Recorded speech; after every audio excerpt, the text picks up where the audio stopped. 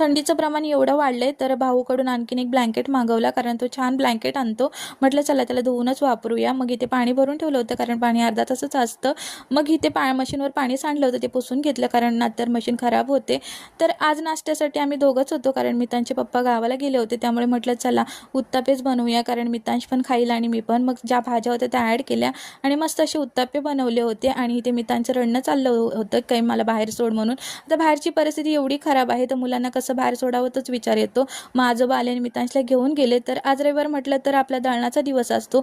मग इथे 2 दळणं टाकली होती, बाजरी आणि नाचणीचं. नंतर मग हे 2 खुर्च्यांवर ब्लँकेट घालून घेतला, कारण वरती तर मला घालता येत नव्हता. आणि काल हे मितांचे पप्पा गावाला जायच्या आधी आम्ही म्हणजे सासू सासऱ्यांसाठी खाऊ वगैरे घेतला होता. नंतर मितांच्या पप्पाने आम्हाला खायला दिलं होतं. नंतर मग त्यांची इथे बॅग वगैरे पॅक करून घेतली होती. त्यांना स्वेटर आणि ब्लँकेट घेतले होते, कारण गावाला खूप थंडी असते. मग ते आधीच घेऊन ठेवले होते मी.